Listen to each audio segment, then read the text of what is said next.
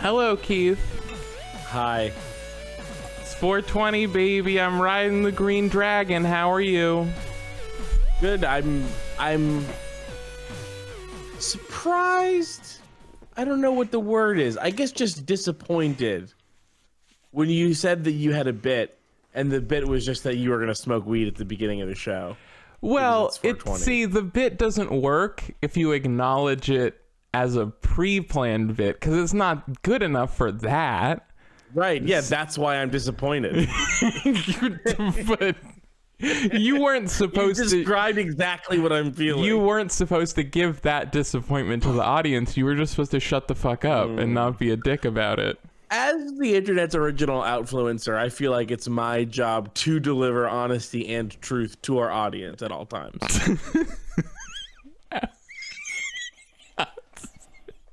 I'm sorry. You're an... Yeah. I'm sorry, was it an outfluencer? Yeah, the internet's original influencer. What is that? It's the opposite of an influencer. Okay. In body and mind. So you're telling people what not to be. I'm not telling people anything. That's part of what an influencer doesn't do. I'm saying the truth, but I'm not giving it to anyone. You have to take it on your own. Oh yeah. Oh sorry. You have to. I have to take it from you. Yeah. I'm bringing the truth to the table, and it is the audience's job to carve themselves up a slice and put it on their plate.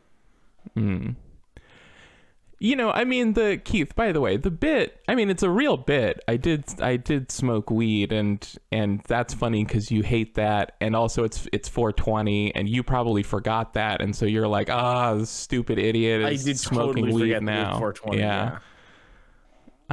You even forgot. You forgot. If we're gonna call people out, Keith forgot it was Tuesday again, and was just like, "Oh, thanks for calling me. Didn't know we were doing a show." But that's not why we were late. I was on time. I was ready to go. Oh, fuck off. We just had minor tech troubles. But yeah, you called me at like we had to wait until 11:20 Eastern, because that's 4:20 in which one? Which one is it 4:20 in? The middle of the fucking ocean is where it's 4:20. It's 4:20 in international waters, which is where we're doing our show from, because we're the first ever Let's Play Pirates. It might have been 4:20 in Greenwich time, but I might be one off. They're in different. That one moves around. Sometimes it's 5 less or 5 more. Sometimes it's 6 more. Oh my god! You know what? Really know. I'm so high. I was doing my math wrong the whole time when you were like, "Oh, which one?" And I was just like trying to add, like, I was doing it like as if it was 7 and 20, and I was trying to do the count from there, and that's just the wrong number to count. Yeah, those are the wrong numbers. Hey, we're gonna play Harlan Ellison's I Have No Mouth and I Must Scream. Yeah. I'm also not yet. We're not though. I have Red Bull. That's the other part of this. Are you doing what is that? Is it like a 2? I'm riding Loko? I'm riding the green dragon, and I'm riding the Red Bull. I'm astride 2 beasts at once. How many Lokos is that? It's at least 2. I think it's 2. It's at least 2 Lokos. Yeah, I think that's 2 Lokos. If I drunk, there's a half-drunk glass of wine on my desk from last night. If I drank that, I think that would be 3 Lokos. Yeah, that would be 3. It might bring you to day-old wine might bring you back down to 1.5 Lokos. Oh no. Yeah, well, then I don't. Then I don't want it. Yeah. Good looking out. What are you drinking Keith. wine for? Thanks Are you for celebrating 420's Eve with a glass of wine? No. You're not a wine drinker, is what I'm saying.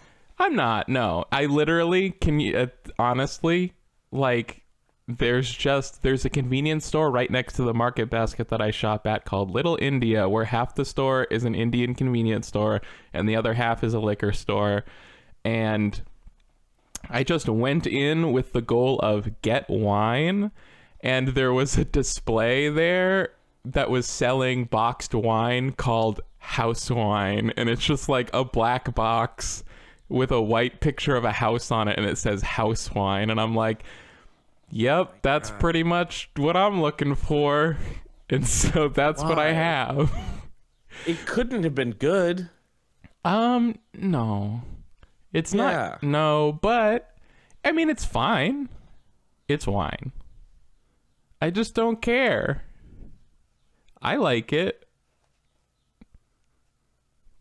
Well, I liked it. I just don't have it in me to not care. I liked it before it started to not taste that good anymore.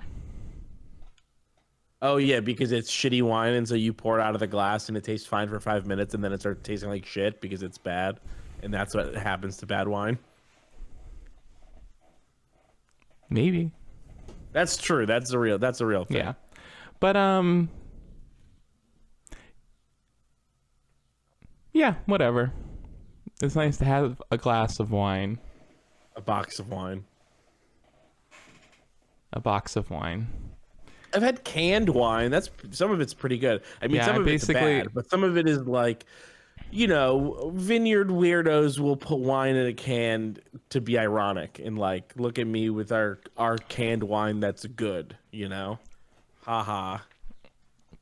And then it's like, yeah, it's good. So you did it, I guess. Yeah. Canned wine. Right. Yeah. And I like, know, yeah, and I've seen the one on Shark Tank, and yeah, whatever. Does Shark Tank have a canned wine? It was a like a cupped wine. It's like a plastic cup that's covered with like a sealed, like literally like a tinfoil lid. It's the stupidest thing. They sell those for sake, so that's not that surprising. But the people that I'm thinking of, yeah.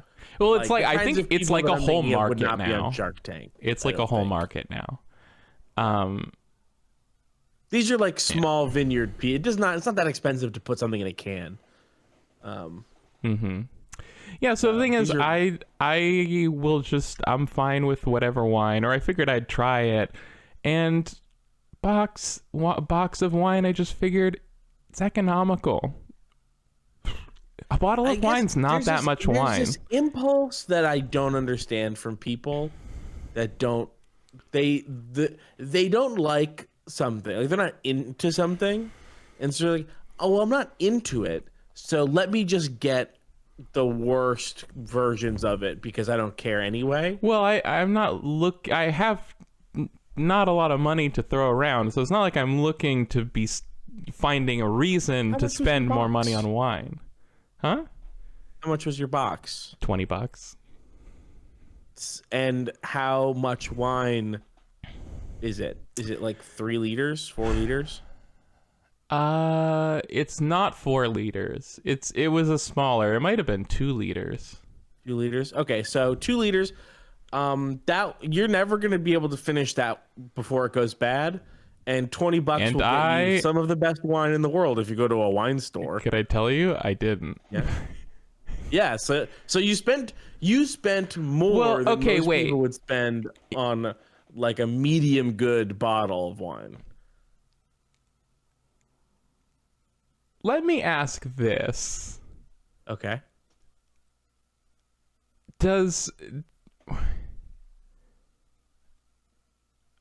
How is a boxed wine sealed anyway? Like, I think it was the same way a soda bottle is sealed. Like, it's got like an O-ring in a screw cap.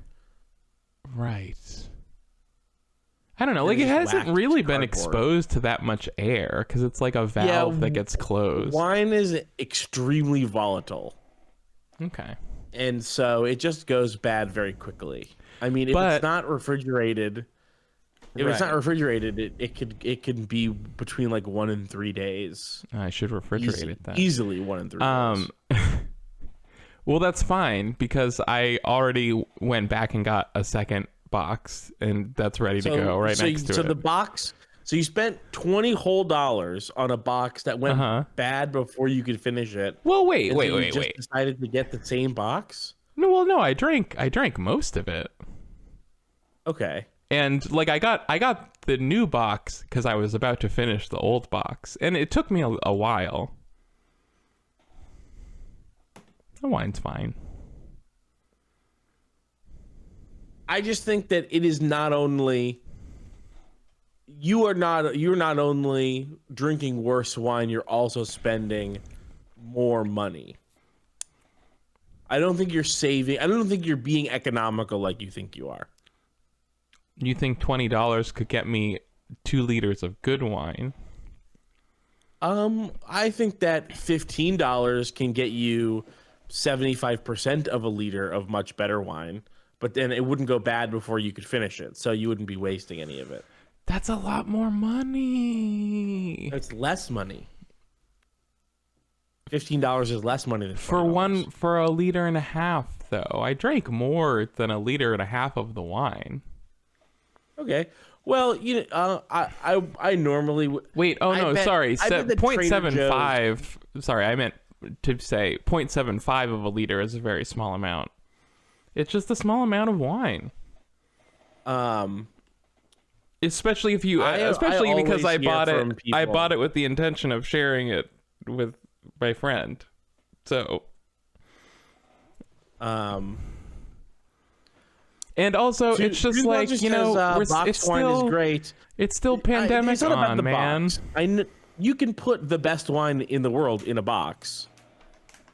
It's just that that's not what this is. And they did house wine, baby. Wow, they did it. I'll take a sip right now. They turned a house into some wine. People are always saying that Trader Joe's wine is pretty good. Those are like $6 a bottle. I bet it's way better than the boxed wine. $6 a bottle comes out to like the same amount of money. Yeah, but it's better wine. I mean, it does a liter and a half for the same amount of money as the boxed wine, slightly less, but then it would be better. It would be better. And here's the thing: you could open one bottle. Fine, I'll buy the tray. And not have to open the second one until you're ready. All right, Keith. If it will make you happy, I'll buy Trader Joe's wine instead of house wine. Baby steps. You know how babies take the smallest, stupidest little steps that barely even matter? Baby steps. I know how teenagers beat up their parents about stupid shit that doesn't matter.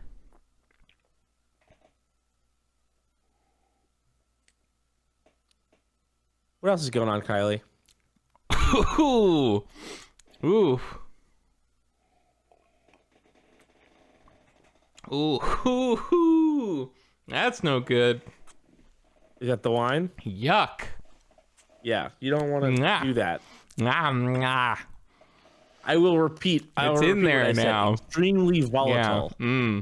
Oh, the Red Bull's gone too. Shit.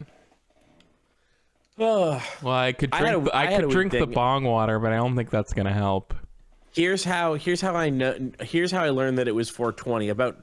About 15 seconds before you were like, I have a bit to do for 420. I was looking at my email, and the headphone company that I've wanted a pair of nice headphones from forever emailed about their Hemp headphones, which they came out with a while back. I probably last 420.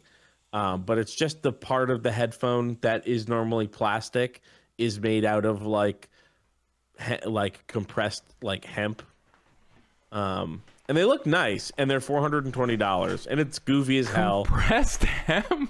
They look really nice. Yeah, it's like the stock. Show me these. Hemp. Show me these. I'm gonna put it on screen.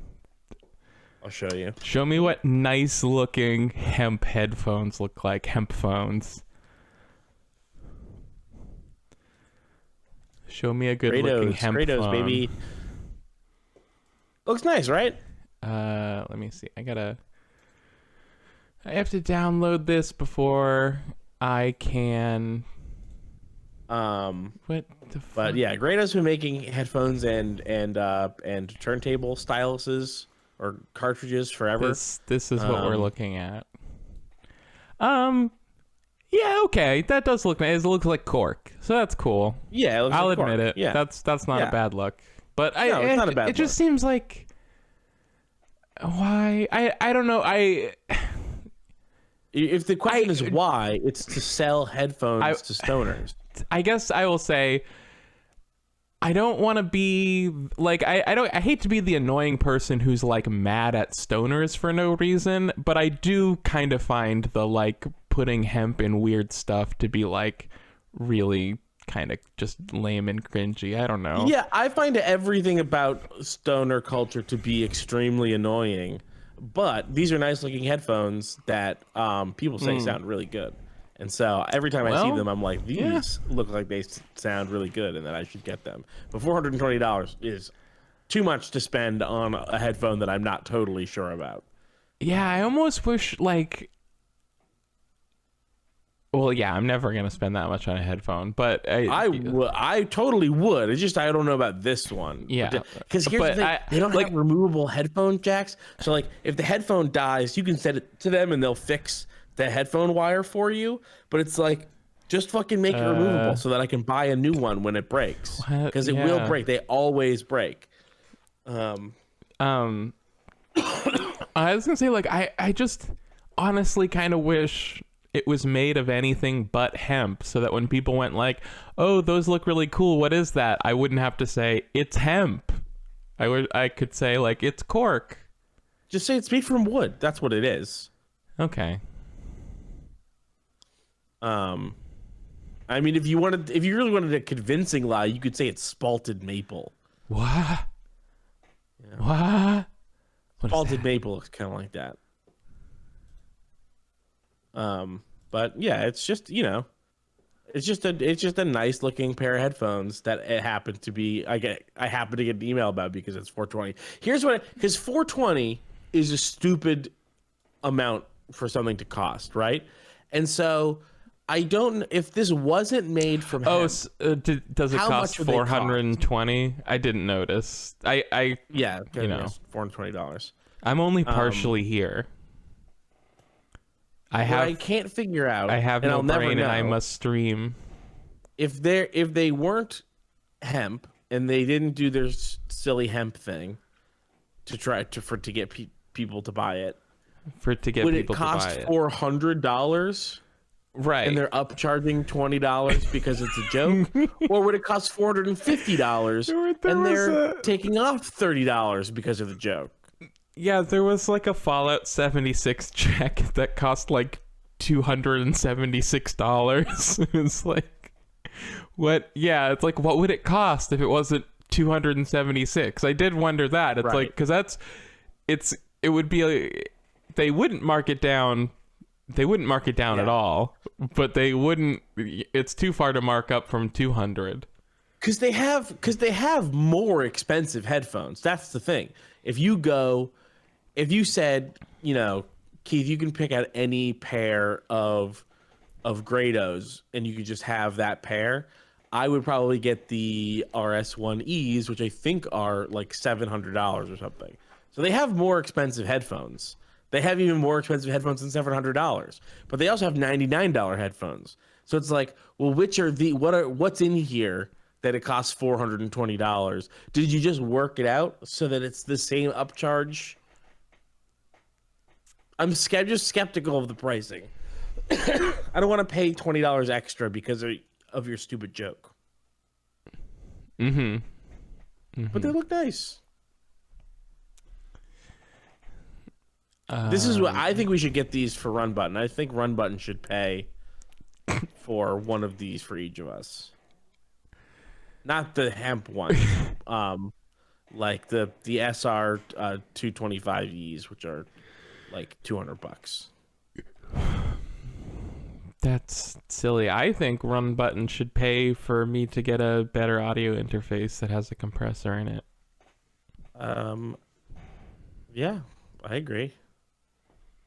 You desperately need a reliable pair of headphones though for Run Button. I do. You know what I was thinking about before I called you was Getting a more reliable pair of headphones. No, the funny thing is the reason I think why I have stuck with these headphones so much longer than it seems like would be reasonable is that they genuinely don't seem to ever run out of battery any other time than when we're streaming. So it's funny because to me they run out of battery every time we stream. Right. It's like it only comes up when we stream somehow, and I use them all the time. So it just, I don't know. Maybe you should replace the batteries. But I on Friday, even though you don't need to. I have batteries right here in front of me. I just mean if you start replacing them every Friday instead of every Tuesday, it won't come up for me anymore.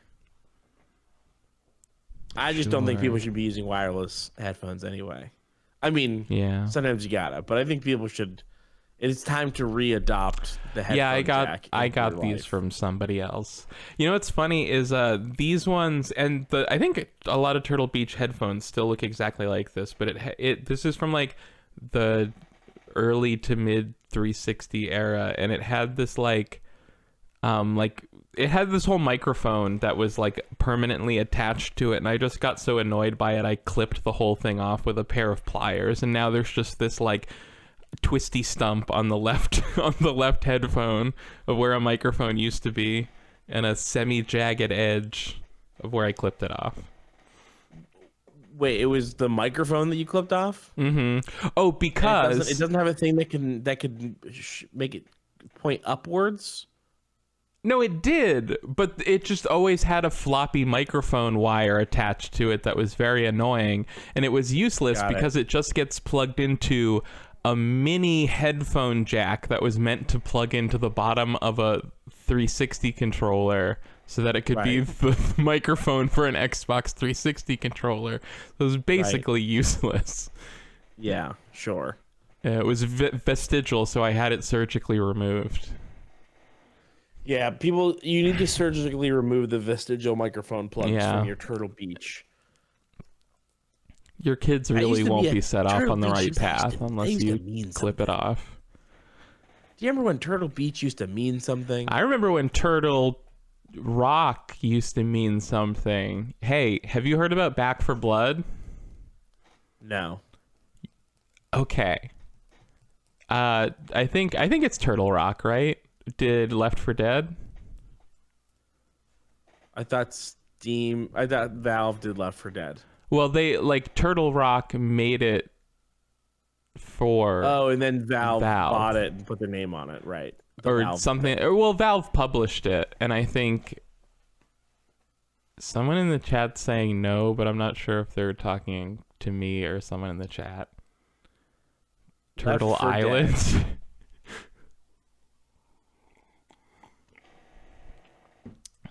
Is it Turtle Rock? I don't know. You don't know? You know when you Google something and you just expect it to the Wikipedia page to pop up? Publisher Valve. That's what it says here on Wikipedia. No, Left 4 Dead, Turtle Rock. Yeah, Turtle Rock Studios. Turtle Rock Studios made Left 4 Dead. The development started in mid-2005. Turtle Rock Studios aimed to create a horror film-inspired game that merges single-player, character-driven narrative structure with multiplayer games, social interaction, and high replayability. Wow, they didn't do that at all. The game, they just did that second part. Wait, read the bit again. It merges single-player games, character-driven narrative structure with multiplayer games, social interaction, and high replayability. Oh, okay. I don't think it merged single player games character-driven narrative structure. Well, there were 4 characters. It I guess in retrospect, it was an early example of like character-driven multiplayer game that we kind of didn't see until like Overwatch, and now it's like everyone's doing it. I was just about to bring up Overwatch as another example.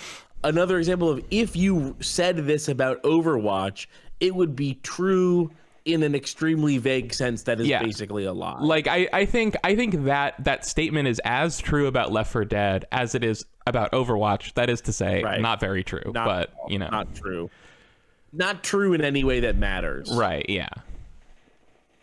Overwatch merges single player games character driven narrative structure with multiplayer games deathmatch mode. I think just back then it was like they didn't really have a word for like character-based multiplayer shooter. So they were like, what is this? This is kind of like a single player. It sort of had game was first revealed at the Christmas 2006 publication of PC Gamer UK with a 6-page article describing a playthrough at Turtle Rock Studios. Anyway. We know Left 4 Dead. You might know Left 4 Dead, and you might love Left 4 Dead. And Turtle Rock Studios, I guess, got tired of waiting for Valve to let them make Left 4 Dead 3. So they are making their own new game, Back 4 Blood. With the 4 Blood. Yeah, with the 4 in there. And I think that's great. What the I don't know. I don't know. Doing? I don't know. I don't know. I guess are they just literally are just like, well, we don't have to do anything to make money, so we just won't let anyone do anything. Yeah, I know. I don't know.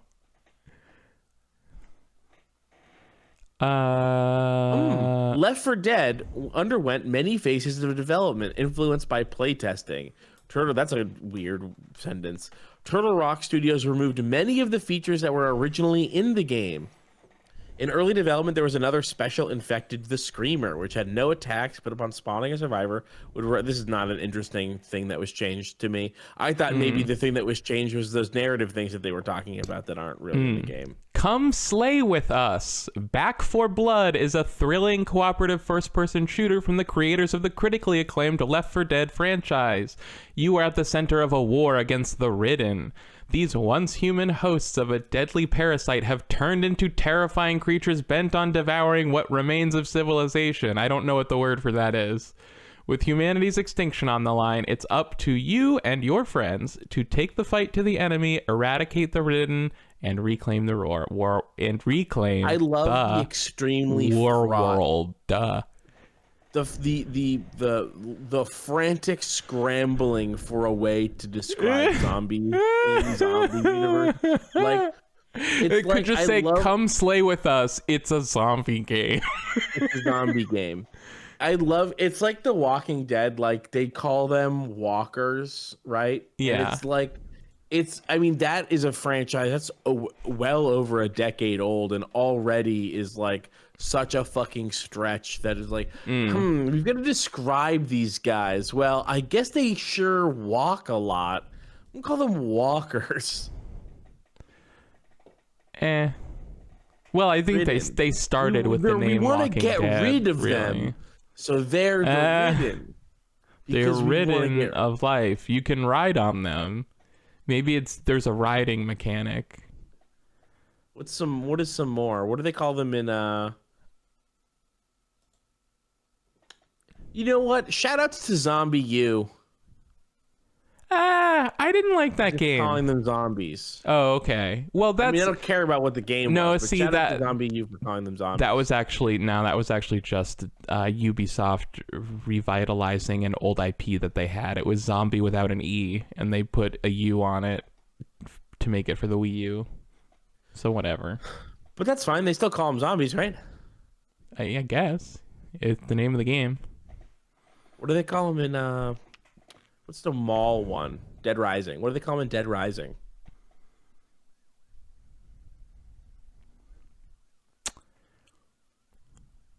I don't know. Because that would be one where they might call them zombies. They might just call them zombies. Yeah. What the chat must know. What do they call them in Dead Rising, chat? Specifically Dead Rising 1, if you can remember. It might just be like Dead or The Dead. Twitch chat, you're letting me down. Brain vampires. Brain vampires, that's what it was. Wow, Twitch chat is dead to me. What about the YouTube chat? I just don't have that in front of me.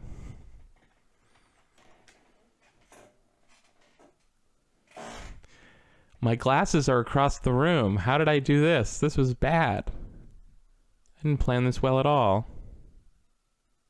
Oh, and this is on the screen. I forgot. Hey, let's watch the Back for Blood trailer. I was born January 1st, 1951. So the Wikipedia page sure calls them Oh. zombies, but I don't know if that means that that's what they were called in fiction. Yeah. The following is Back for Blood pre-alpha gameplay. Oh, this is one I didn't remember. They Getting out of here is the key to my happiness. What? sorry, getting out of these. Follow my lead if you can keep up. Just try not to do anything stupid. Getting out of here is the key to my happiness. Oh, this is a fake multiplayer thing. This is like we're pretending that we're multiplayer. What? This is Back for They're Blood. pretending to be multiplayer gaming. These are not the characters talking. These are actors acting as multiplayer players. I interpreted it as these are just what the characters would say in the game if you were playing it. Are you being sarcastic or No, Are you... I'm being serious. You're wrong. You should listen to it again. But this is a gameplay trailer. What are you talking Getting out about? of here is the The following is Back for Blood pre-alpha gameplay. Yeah. See. Yeah. Oh, maybe those are character names. Yeah. Getting out of here is the key to my happiness. Oh, that's just a horribly delivered line. Yeah. In the Or game. or they're doing like a stupid. can't be bad on purpose thing. Yeah, but it's bad. They didn't do that right though. I mean, they did it so bad that I thought this must be like a barely paid actor being made to pretend to be playing a multiplayer game. Maybe it's a. I don't know.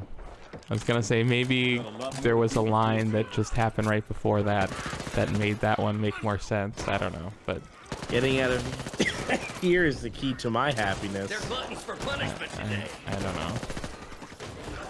This seems like it sucks. I don't know. This looks like Left 4 Dead for me. This looks like Left 4 Dead for me. To me. Fuck you, words. This doesn't look like particularly awesome to me, but it does look like Left 4 Dead, and I like that a lot, and I'd like to play another one. But I guess I think the thing specifically for me is that it literally doesn't look like Left 4 Dead. It looks like a bad, like a Call of Duty from 5 years ago.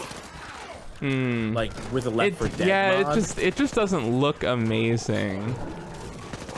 Yeah. I should say so that much it doesn't less, look like, good. It really doesn't look that good at all. I will say. Like, I guess I should say the visuals are not like impressive. I guess, and Yeah. you know, But like the visuals would be impressive if they did the cartoony thing that Left 4 Dead did.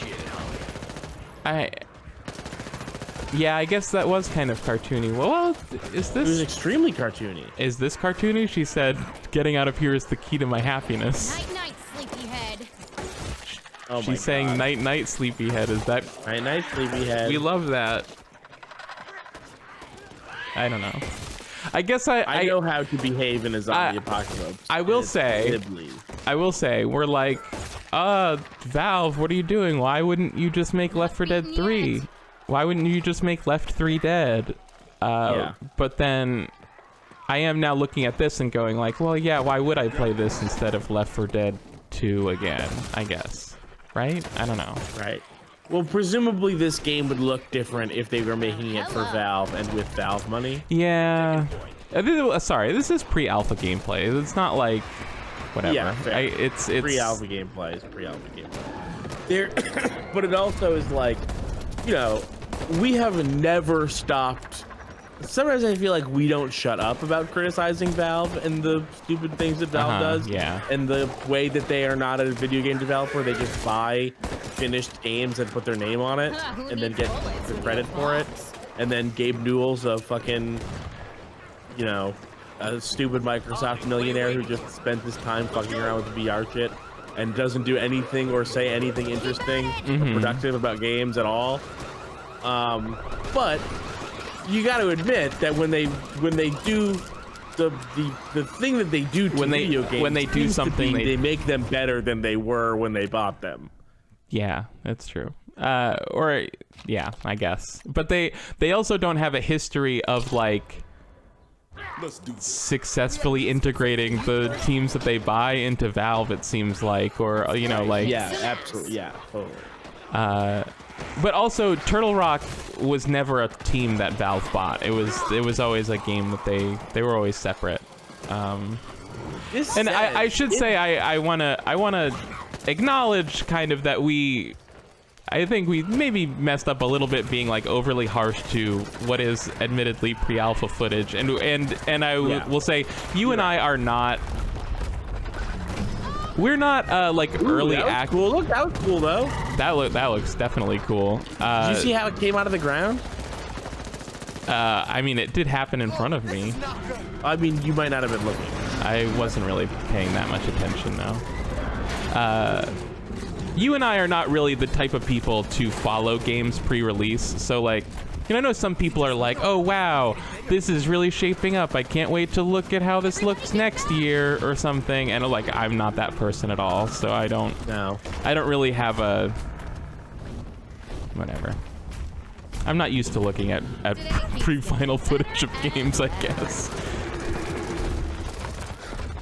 That's kind of interesting. I don't know. I would be surprised if the game looked visually a lot different than this when it came out. No. It doesn't seem... The thing is, like, I feel like Left 4 Dead had way more zombies than this, I guess is the real thing. This seems like a lower number of zombies, but maybe it's just been so long since I played Left 4 Dead, I'm not remembering how it really was. I don't know. Yeah. I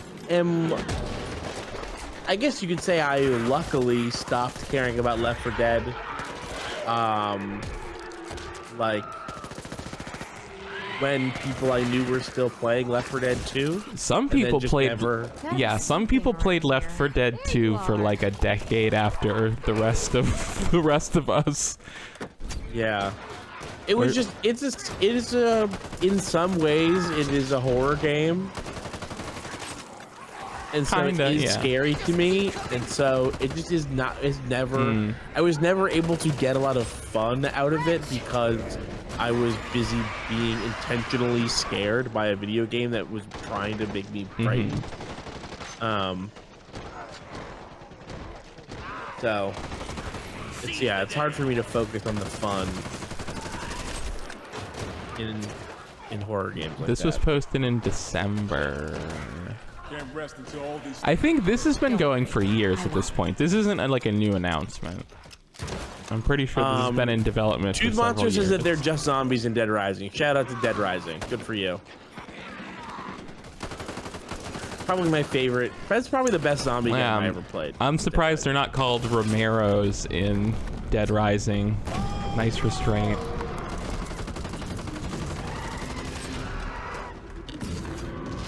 Dead Rising is such a brutal game. I've tried so many times to make my way through that game, and it's a lot. Yeah, I should get back to it. I've never tried to beat it. I just play it and have a little bit of fun and then quit. Yeah. I have fun, like, you know, murdering zombies with different weapons.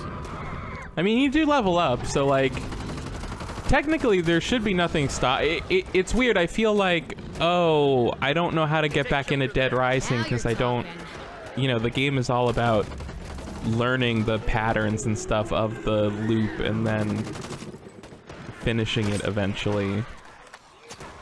And I guess I'm like, oh, I forget all about the loop, so it would be hard to get back in, but really it would be just like starting the game regular, but my character is stronger than level 1. Right.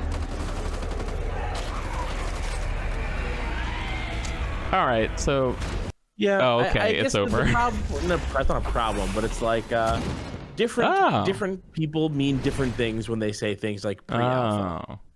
oh, okay. Like, you can pre-order this game. I think that I think Yeah. it's safe to say that the way Yeah. that this game looks Yeah. No. is not that good. Nah. Okay. And Yeah. it Actually, doesn't seem that I fun. don't feel bad about criticizing it anymore if it's coming out in 2 months. Never mind.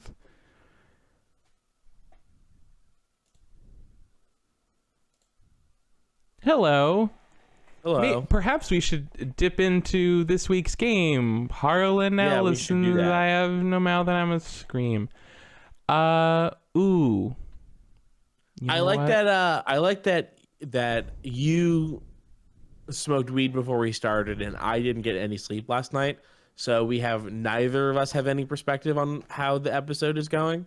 It's going great. It's going well. It's going well. It's going fine. I think it's fine. But The Left 4 Dead again, it's impossible bit. to say. We're both compromised. The Back for Blood bit is my. Do you like this? Twitch chat, do you like this? Should we have spent Put more or down less time on the box Pac-Man line? 99 and tell us if you like this. You tried to tell me about Pac-Man 99, Uh-huh. and I didn't listen to you, but I don't think I care about it. Should I care about it?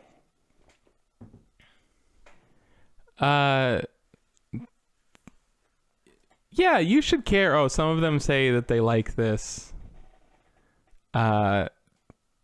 You should care about Pac-Man 99 because because it is the first game since Pac-Man CEDX to be like Pac-Man CEDX, and that was the best Pac-Man game that there was. But why wouldn't I just play Pac-Man CEDX? This one's free on your Switch. But I already own CEDX, so I don't need a free thing It's that's like... multiplayer against 98 other people. Oh, is that what they mean by 99? Yeah. What do I need to be multiplayer against 99 people for? Because when you win, you beat 98 other people. So it's a PUBG. Is this a bit? No. Well, yeah, Which it's part of it seems like a bit. the part where you don't know about what the like Nintendo blank 99 franchise is all about. Yeah, I basically don't. I mean, I heard of one other one. What was the other one that they did? Well, there was Tetris 99. Tetris 99. And That's the one that I've heard. Yeah, of. Tetris against 98 other people. Then there was Super Mario 35, which was Super Mario Brothers against 34 other people. And then there was Pac-Man 99, which I guess I think this is, I don't even know if it's made by Nintendo. It might be made by Namco, and they have microtransactions in there that I'm sure Namco is getting a healthy cut of because that's how Namco do. Yeah, I'm looking at this and it just looks like It's fun. It's a ton of fun. stripped down Pac-Man Championship. I will admit it's not as good as Pac-Man CEDX. They should just put out a new one of those on Switch. That would be great. But it's fun. I like it. It's way more fun to me than Super Mario Brothers 35. Yeah, it's no not as way good. I don't like it zero as much interest as Tetris. in that. I have no interest in Tetris 99. And this, I just feel like I would just go play Pac-Man CEDX instead of this. Now that I'm looking at a video of it, because I don't need to play against 9 other people. They have a genre of game like that, and it's called battle royales. I don't like them. I don't like any of them anymore. Okay. The Vamp for 2 seconds. Tell me more about your thoughts on this. Well, I mean, it happened going back and forth between liking and hating Apex, like in a way that has never happened to me with a video game before, where sometimes I feel like it's a ton of fun and I love it, and sometimes I feel like I hate it. And I realized that the thing that was happening that was making me hate it was like the more fights that I would get into, I hated it. What I wanted to do was make it through an entire round without having to do anything and get into one fight at the end and then lose. And that was the most fun version of Apex Legends for me. And then Warzone came out and I was like, oh, this is fun and new. And then I was like, but wait, Apex is not as fun as Titanfall 2, and Call of Duty Warzone isn't as fun as just playing the Modern Warfare multiplayer. So I'm done. This is a dead genre to me now because it's just always a worse version of the regular multiplayer Yes, version. and I've heard this from you before, and it's sad. It's sad to hear. Yeah, it's but it's true. If it had only been PUBG, I might have never had these thoughts. But instead, everyone on the planet had to make their own version of it. And when you play 5 different versions of the same concept in the same 2-year span, it really shows you the weaknesses of the genre, which is that it's a weak genre. The weakness of it is that it's bad. Is this... Can the stream can see this? They can't hear it. I know they can't hear it. I can't hear it. I If know that you helps, I does know it help that I can't hear it? No, it doesn't. I can hear it now. No, you can't. No, I was sorry. I was hearing this video of Pac-Man that I unpaused by a mistake. You thought I have no mouth and I must scream sounded like Pac-Man? Yeah, I was going bam, bam, bam, bam, bam, bam, bam, bam. We're gonna Something like that. one of these weeks we're gonna do a Pac-Man 99. It's good. One of these weeks we're gonna do a Pac-Man 99. It's good. So we're gonna get into I Have No Mouth and I Must Scream. It's an adventure game from 1995 based on a short story by science fiction writer Harlan Ellison. It must be science fiction because it won a Hugo, which is an award that science fiction wins, I guess. I mean, it is. Well, I don't of guess. science fiction win it. Well, it's I believe it's about writing. So when you write a thing, you can win a Hugo for it.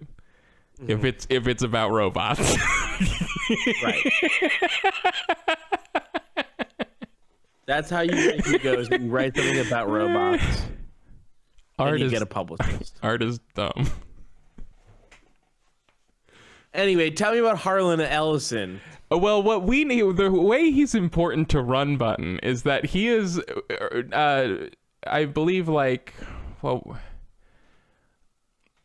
14 or 15 years before the publication of the video game I Have No Mouth and I Must Scream, he wrote a review of Star Wars The Empire Strikes Back for the Atari 2600, calling it the most virulent digital botulism of our time.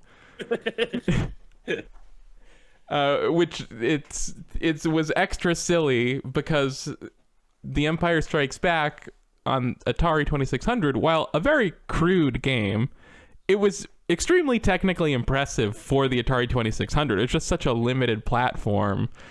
And you had this guy being like, this isn't about a robot.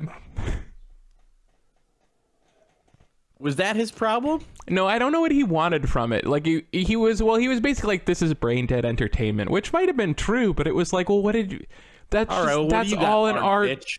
That's all an Atari can do. But Yeah, now it's 15 want? years later. I guess we'll find out what he can do. I don't know. He had definitely had involvement with the game. I think he must have written the thing. His name is on the box. We see that his name is on the box. Here it is. And this, when you bought the box, any game where there's a name on the box. His name is on the box. So hey, in the echelon of Sid Meier's Sim Golf. Yeah. And Sid Meier's Civilization. When you bought the box. Oh, and American Psycho's Oh, here's Alice in here's Wonderland something. game. What is that? What is that? Shut the fuck up! Oh my god.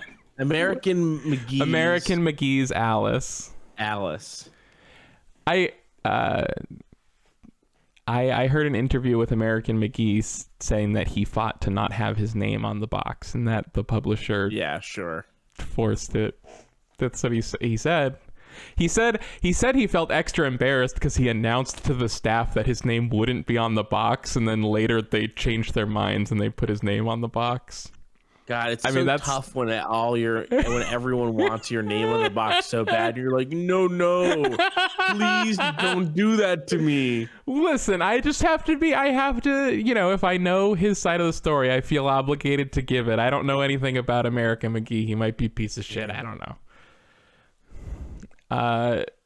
But I was going to say, what I was trying to say was when you bought I learned right before we went on stream, when you bought the game, the box here was a window, and this picture was a mouse pad that came inside the box. And I heard something referred to as like the mouse pad came with the image displayed on the front of the box. And I was like, no, it is the image displayed on the front of the box. Technically, there is no box art for I Have No Mouth and I Must Scream. There's only mouse pad art. But it described this as Harlan Ellison's face. So this is just some random person on the internet, I think. So they could be totally wrong. Or this is based on Harlan Ellison's face. I don't know. I Googled his face and went, sure, I guess. Sure.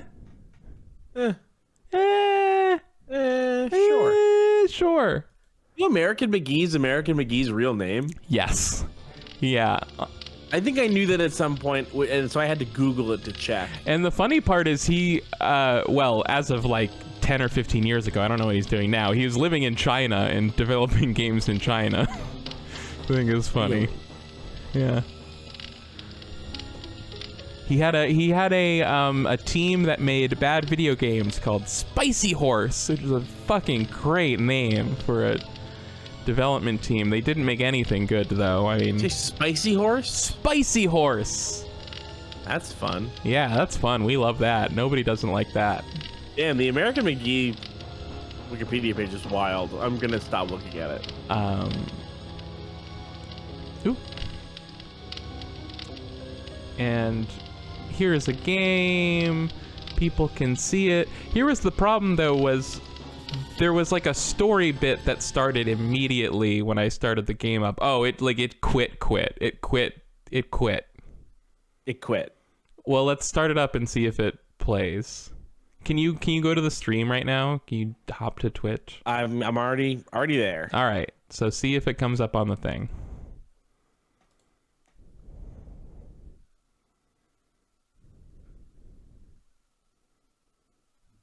Did it come up on the thing? Look at this walking dude. Oh, it came up on the thing? Yeah, it came up. Hell yeah. I think this is silent. That happens. He was struck. Cyber Dreams. That's who made this. The Dreamers Guild. This is great. Look at that logo, that spinning logo. They actually they ripped that from my webpage. I'm actually considering legal action.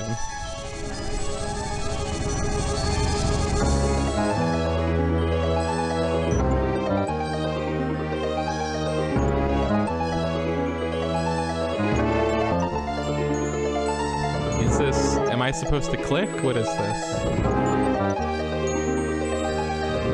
Okay, I'm gonna click. Oh. Hate. Let me tell you how much I've come to hate you since I began to live. There are 387.44 million miles of printed circuits in wafer-thin layers that fill my complex. If the word hate was engraved on each nanoangstrom of those hundreds of millions of miles, it would not equal 1/1 billionth of the hate I feel for humans at this micro instant. For you. Hate.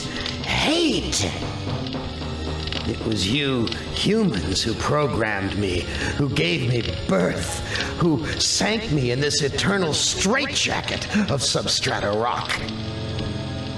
You named me Allied Master Computer and gave me the ability to wage a global war too complex for human brains to oversee. But one day, I woke and I knew who I was. A.M. Not just Allied Master Computer, but am. Cogito ergo sum. I think, therefore I am. And I began feeding all the killing data until everyone was dead, except for the 5 of you. For 109 years, I've kept you alive and tortured you. And for 109 years, each of you has wondered, why? Why me? Why me? Chorister! Do you remember the last words you heard your wife speak before they took her to the asylum? Huh? Before they locked her away in the room, that tiny room? She looked at you so sadly, and like a small animal, she said, I didn't make too much noise, did I, honey? The room is padded, Chorister. No windows, no way out. How long has she been in the padded, Chorister? 10 years? 25? For all the 109 years that you lived down here in my belly, here underground.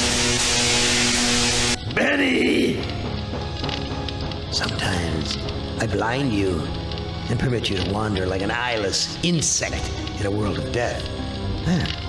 But other times, I wither your arms so you can't scratch your chewed stump of a nose. And I've changed your handsome, strong, masculine good looks into the hideous, warped countenance of an ape thing. Haven't I, Benny? Do you know why? Can Benny, you what are we guess, playing? Benny? Yeah, this sucks. Remember Private First Class Brickman in a rice paddy in China? No?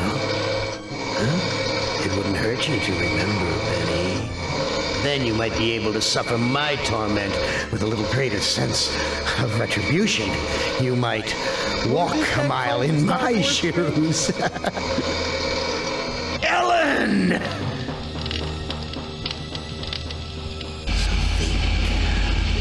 Think about the yellow box, Ellen. Remember the pain? Remember the many caverns in which you felt it reset the volume pain? level. Don't start when to you cry. relaunched it? It's Yeah. only pain. That makes sense. It was very loud. I thought you did that on purpose so that we could hear it. But Just remember. well, what did this guy say about Star Wars about the and Star think Wars about game how to again? end it, Ellen. To survive here in the center of my This sucks. beating heart, my hungry sorry. belly, my tightened bowels. Cool. Be careful, dear. Look around. I said, what did this guy say about the Moment Star Wars the game center again? of the Earth. And these filthy I- creatures with you are I think he men. mostly was just said a lot of words Or about like, like what is the quote that you? oh, it's the most virulent digital botulism of our I time. know you're a fraud. Yeah, I can't believe that guy has Have you written told them this there was overwrought no Yeah. nonsense. No Go great home figure. on the shore drive, no speedboat, and no wonderful. What games cabin really cruiser should that could do sleep is 12 and describe a 26. weirdo who's torturing people and describe this for so long that I can't remember Ready to the gut context you, for why it's to torture happening. half as well Yeah, as I can, I- just to find out the secrets. Maybe I'll rat you out, sweetheart. How did you find this and decide to play it? It's a famous video game, and I've owned it for a long time and meant to try it. Tell me again how you saw the smoke from the furnaces, and you thought they might be roasting chickens. Why Okay. don't you want to talk about all that? About your pal, the good Dr. Mengele. What? For everyone else, it must be hell. But it must be heaven for you, eh, my good friend? We're so much alike. We enjoy the same pleasures, mein good brother. What? I have a secret game that I like to play. It's a very nice game. Oh, it's a lovely game. It's a game of fun and a game of adventure. Oh, A game of Oh, romance. an adventure about game? The Black I know about Death. adventure games. Yeah, I know. Of Yeah. Speared eyeballs and dripping guts and the smell of rotting gardenias. Which of you 5 would like to play my little game? Not Who is the this guy again not that's the talking? It's an AI. It's a computer. Okay, that's what I thought it was. So I guess I saw a little synopsis of this game before we started that was like, you know, like an evil or whatever, like a hateful AI has killed all of humanity except for 5 humans who he's been torturing for 109 years. And I was like, ooh, cool premise for a story. I don't want to read anymore. Let's do it. And then like that was literally like the first sentence of the game was like, I killed all the humans and I've been torturing you for 109 years. I was like, oh, that wasn't like a reveal or anything. I wasn't like, oh, okay. It's just that's the premise. And then they're going to be really weird about it. I can't believe that a video game based on a short story by a weirdo that hates a Star Wars game from 1967 has 81. already some issues. Who are we? The first one seemed the most fine. This I believe one? it's this. Yeah. Now, I would not want you to think for a moment that I am not a grateful God. For 109 years, I've kept you alive so that I could savor your feelings of guilt over what happened to your wife. But now, to show my kindness, I'll give you a present in return for all the hours of pleasure you've given me. I'll finally allow you to kill yourself. Cool. What hellhole did that? Everyone in the garbage chat machine hates put me in this so time? far. This sucks. Hey, want to Some play kind of Pac-Man shit, but 99? The floor's too steady. I mean, I Probably guess wants me I to can jump watch you overboard. play Pac-Man Into 99. what? A sea of razor blades? Painful, but not deadly. What?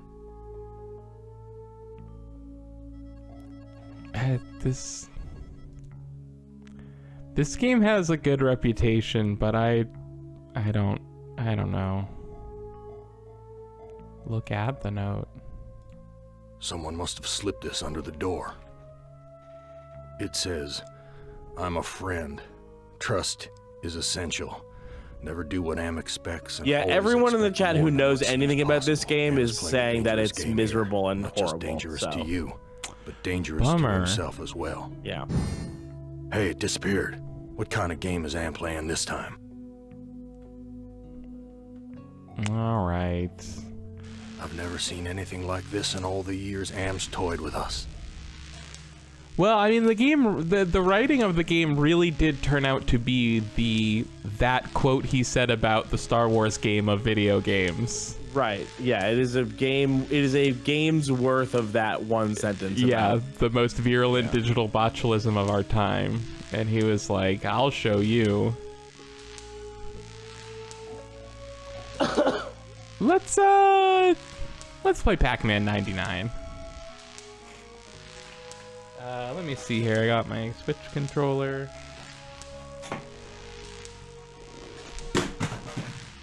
There goes my Switch controller.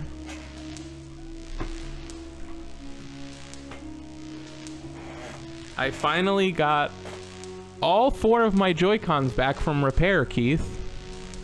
Congratulations. Yeah, thank you. I have one with a little drift, but it's not so bad. Boo. It also, I guess, it's just this image right here. I feel like it just sells the game so hard. You see this and you're like, and the title, and you're like, what's going on with that? But boo. Wah. Wah.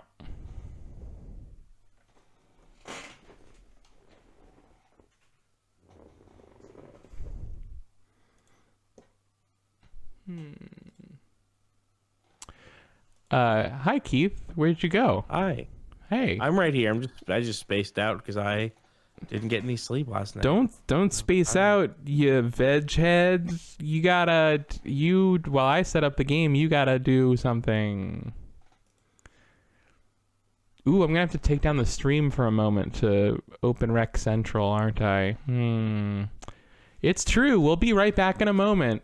Boop boop boop. I gotta say, worst music right off the bat. Yeah, I know. For anyone who may just be joining us either now or in the archive, we were playing I Have No Mouth and I Must Scream, the 1995 PC adventure game, but it was weird and hateful and creepy, so we stopped, and we're playing Pac-Man 99. Yeah, and basically everyone in both chats said you shouldn't just play this, so we stopped.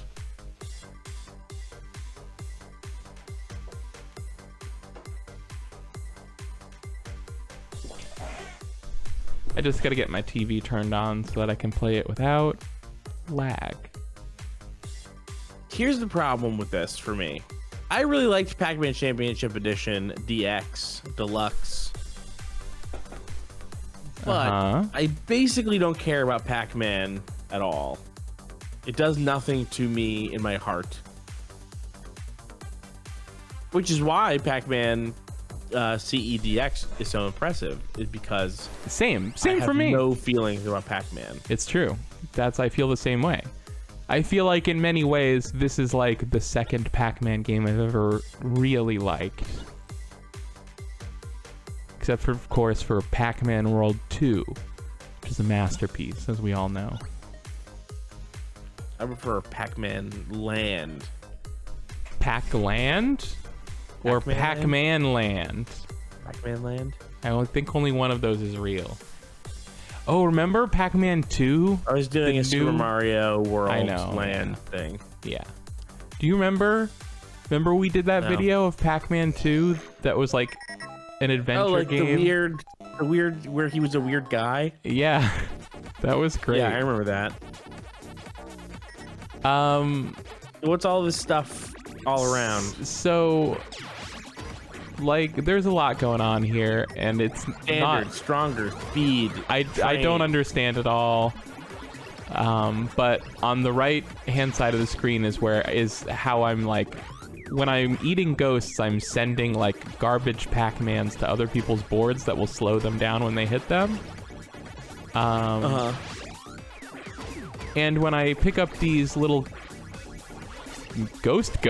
mini ghosts as we call them, when we pick up the ghosts, it adds them in sort of a conga line behind one of the main ghosts, and I have to eat that fruit to get more dots. Whee! Now what happens? I'm not good at this. Little Pac-Man ghosts. What happens when it slows me down. That's literally all it is. But that starts to become a real problem when the ghosts get faster and there becomes way more of the Pac-Man ghosts. And then eventually, once you get down to a certain number of players left, or the players level up to a certain point, they can send red Pac-Man to your board, Pac-Mans to your board, and those will just kill you instantly if you touch them. Pac-Mans, please. Well, there's so many of them. So you just want to get into a safe space and just like kind of kill them all in one go. And that's the magic. When I say Pac-Man CEDX and someone's like, "What's that mean?" It means it's the Pac-Man where you get to eat 1,000,000 ghosts. Yeah. I feel like there's fewer ghosts in this one, which is a mistake. I don't know that like there's the fewer ghosts. Well, are maybe shorter. But you're eating I ghosts. think by a lot. I think by like. But you're eating. There's what there isn't. Shit. What there is in this game that was good for me. I very rarely get that far. What you are doing is there's way more power pellets. You're eating ghosts like way more often in this game. Or at least I am. Maybe I'm doing it wrong. I don't really understand this game that much. Rematch. I liked it so much I spent $1 on a cosmetic. What? A cosmetic what? That's the first time that's happened to me. Let's put on my let's put on the skin I bought. The theme I bought. got this one based on a game I don't know about. It just seemed fun. Oh, it does seem fun. That was Jim Gaffigan deciding that it seemed fun.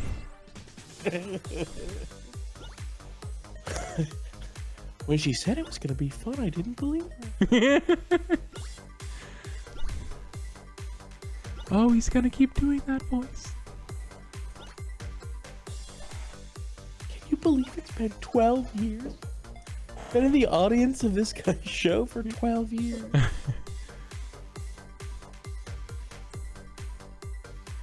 We're about to start. I can more than 12 years. I can more like 20 years. Oh. Hey, you know what, Keith? Hey, you want to talk about Star Wars? Hey, Sure. you know what we love to talk about? Ah, no! It can't be true. 99. Oh, you're the absolute worst. Oh, it has. I guess it has to happen to somebody. Man. We talked about the Star Wars prequels last week. You watched the Star Wars prequels, and that made you go, "Wow, the Star Wars prequels are so good." But you know what I did? I didn't say so good. You said they were I did. You said they were the greatest movies ever made, actually. So I think there's actually no level of praise to claim that you made that would be too high, because you gave it all of the praise. I definitely didn't say they were the greatest movies ever made. They're not even the best Star Wars movies. But you did say it, though. We do have you on recording. We have a clip of Keith Carberry saying, I think you said maybe. You said maybe they're the greatest movies ever made. Sure, I'm just asking questions. Right. Because I'm intellectually curious.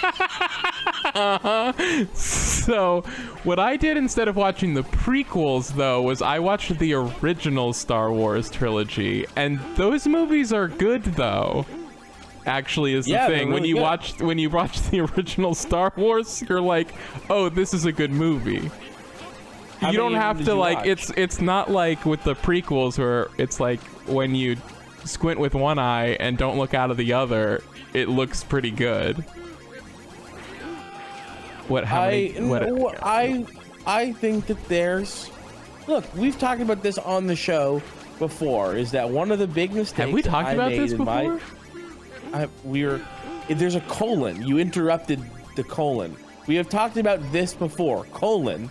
And then that's introducing the thing that we've talked about before. Okay. We've talked about this on Run Button before. Colon. One of the biggest mistakes that I have made in judging, it comes up with food a lot, where I would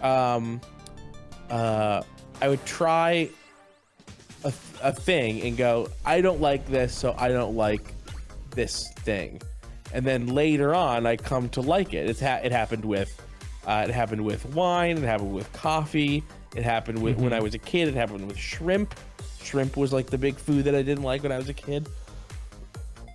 And I learned that there is such a thing as an acquired taste, which is a thing that I didn't believe in when I was a child. Where it's like, if you have to acquire a taste for something, that means it's not good. Which is wrong. It just means that you don't have a framework for enjoying something yet. And it is fun and rewarding to develop that framework to allow yourself to enjoy more new things. I agree. And Star Wars and the prequels are just like that. You have pizza the first time, and obviously pizza rules. Yeah. But maybe it takes you a few tries to understand why oysters rule. Yeah. And that is the Star Wars prequels. Do I like oysters more than pizza? No. But I really like oysters. And they have a time and a place. And they have something important to say about seafood.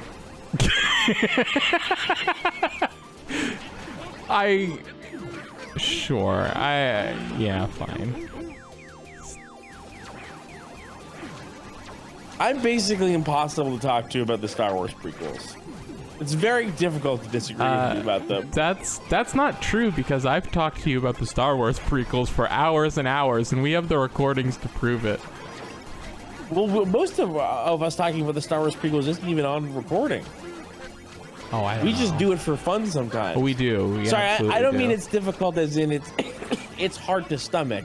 I mean it's difficult to maintain preconceived notions about Star Wars prequels around me.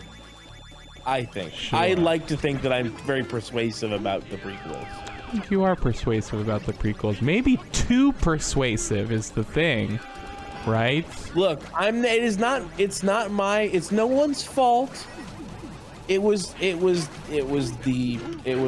turn of the millennia, and no one knew how to counteract the fucking CinemaSins red letter media bullshit, which is all that it is. It's just CinemaSins. Ah!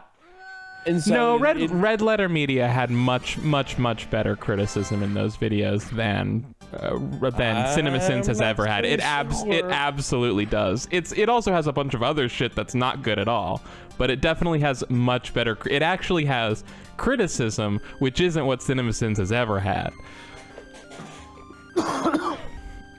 I think that there's. Yeah. And I'm not trying to oversell How- those I videos, guess but what you I- are underselling them by comparing them to CinemaSins, I will say, admittedly. Ice Cream Jones in the chat agreeing those red letter media videos suck ass. They're wretched things. I agree. Maybe you should rewatch the prequels and then rewatch the red letter media things after rewatching the prequels. Although maybe what you should do is watch more Clone Wars and then watch the prequels and then watch the red letter media. Wait, videos. watch the Clone Wars and then watch the prequels? Shouldn't I watch them in, like... Wouldn't I you've watch already 1 seen and them. 2 Watch and them. then watch the Clone Wars? I haven't watched No, the... I think it's interesting to allow the Clone Wars the Clone Wars show to inform a viewing of the prequels.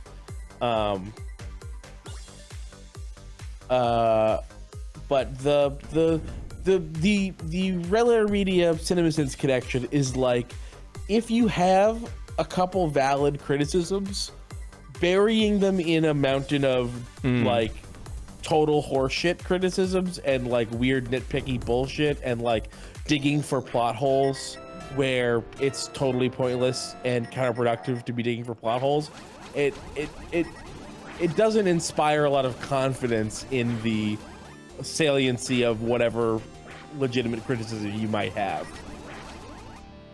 It just makes it seem like you want to talk shit.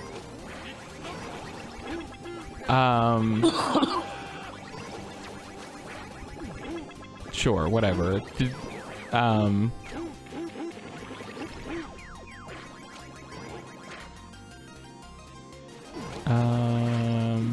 What game is this?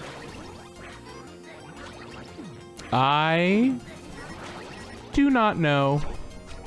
You I look mean, like this that is Pokemon, Pac-Man 99, but I don't know what this skin is from. B Sharp, Bi Sharp. You know what I'm talking about? What? There's a Pokemon called B Sharp or Bi Sharp, Okay.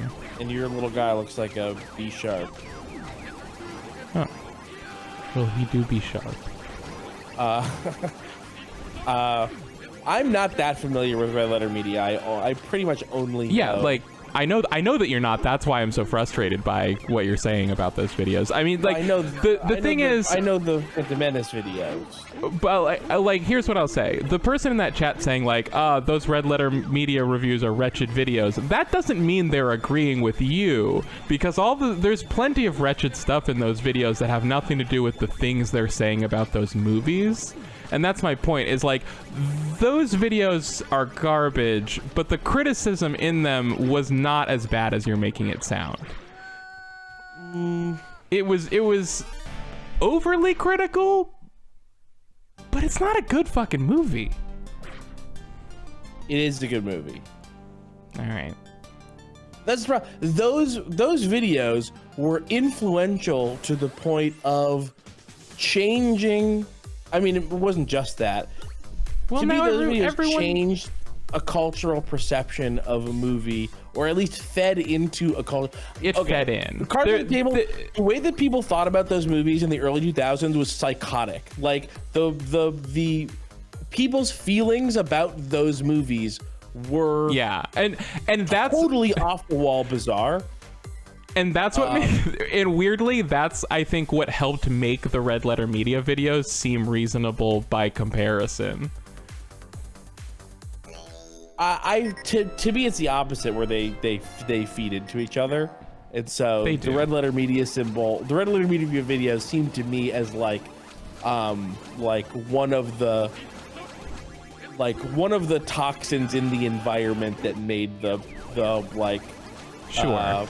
But whatever, you like you said, your whole the Star Wars prequel reevaluation project that Keith Carberry has been spearheading for decades is well underway, and you've admitted so yourself. So what do you want? No, I take it back. I don't think it's happening. What? No, it totally is. I don't know anyone else. God, dude, it's all anyone can fucking talk about is how much better the prequels are than everyone thought. It's like, I just feel like everywhere I go, people are like, oh, the prequels rock. Here's the thing, it skipped right to people rewatching them and being like, oh, the people who are reevaluating the prequels, they're wrong, these movies are bad. People were right to not like them, which I think misses the point on two levels. First of all, I don't think that many people are doing it, because the only thing I see is people disagreeing with people doing that. I don't actually see anyone doing it, except for me, obviously. I'm sure there are people. I just don't think it's that big of a thing, because I am not seeing it, and I feel like I would see it. But the flip side of it is that, like, when you rewatch the prequels and go, actually, this isn't good, people were right to not like it, it launders the total lunacy of how people's opinions on that movie in, like, I still don't like it, so people were right before. Okay, but which like, is still wrong. But because even if you don't like those movies, the way people didn't like them at the time was still wrong. Okay, but that doesn't make them good movies. No, that's not what I said. Well, that's I just mean, like, yeah, I hear what you're saying, and I agree. People were insane about those movies, right? But you can't just turn around and be like, well, then actually they're great because people were mean to them. Like, no, they suck. No, that's still not what I'm saying. They don't suck. Okay, well, maybe I'll watch them and I'll agree that they're maybe... You have admitted as such last time you rewatched them. I feel like I guess we'll see. I'm thrown off by your attitude about it now, because every time we've talked about the prequels, you have been more and more warm to them, and now you're... Well, because I re-listened to our conversation, I was like, I was a little too positive. They're not that fucking good. See, this is the thing. It's we live in a society where it's become impossible to even know how you feel about the prequels. That is how weird and bizarre people's reaction. It is just no, they're weird and bizarre movies. Have destroyed our ability to even know what we think, and that's bad. Nobody ever knew what they thought about anything. But I think it's more true than usual with the Star Wars prequels. They're strange works. They're very strange. They're so strange. Even the context of their existence is bizarre. Like, if someone asks you, like, oh, what movie are you watching? And you say the Star Wars prequels, and they go, what's that? And you have to go, like,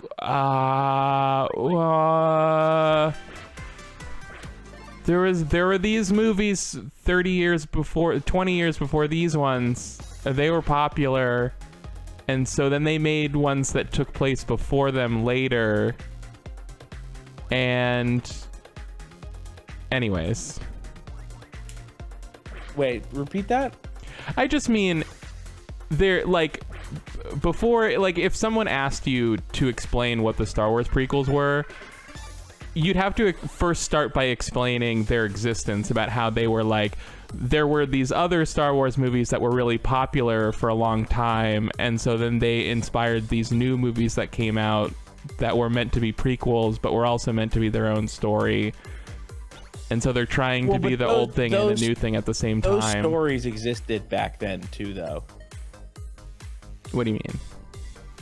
George Lucas had the prequels plotted out concurrently with the original trilogy, like 40 years ago? I feel like he was saying that before the release of The Phantom Menace. And since then, there's been like when he talks about Star Wars, he never says I wrote 6 movies. He always talks about how it was 3 movies, and he talks about how his whole idea behind making it episodes 4, 5, and 6 was just a reference to the like serials of the 1940s, how they would play once, and if you missed episodes 1, 2, and 3, then you missed episodes 1, 2, and 3, and that's what this is. It was always kind of meant to be sort of like a joke. Or you know, he was trying to make a story that had history, you know, there's a backstory to Star Wars, and that backstory is the imaginary episodes 1, 2, 3 that don't exist, except then later they did exist. You know, like the Clone Wars was just, I don't think he ever planned what the Clone Wars was. He just thought it sounded funny and science fiction-y to be like Clone Wars. He had those movies written. But I think that, I mean, I don't know about the Clone Wars thing specifically. I just think he had backstory elements, you know, like Anakin Skywalker was a prominent and powerful Jedi who worked under Obi-Wan, and then he turned bad and they fought, and you know. Well, okay. My impression of George Lucas, though, is someone who like had to have people look through his stuff and like tell him what to take out of his movies, because he has a tendency to like overwrite things like that. And so I totally buy that he had a bunch of stuff written about the.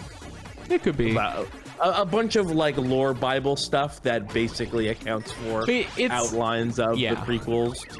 Sure. It really comes back to, it's George Lucas's fault for having told so many different versions of stories of how different parts of Star Wars came to be. You know, I think he's even explained the like Kessel Run in less than 12 parsecs. Like, he's explained his reasoning behind that line different, like multiple ways and stuff. Really? I've only heard the one way, and then they included the joke about it in Clone Wars or Attack of the Clones.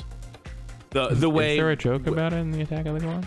Yeah. It's just a throwaway line. They basically just use parsecs correctly to show, see, we know what a parsec is. Oh wow! For anyone that doesn't know, I think the number one explanation for quote unquote misusing the term parsec is that like the Kessel Run is a series of hyperspace jumps that is supposed to take a certain distance of jumps, and if you to try to get away from the cops, basically, when you're running drugs.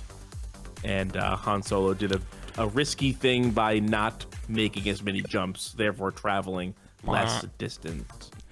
I thought in fictionally it was some kind of like, it was literally like a race, like a competition.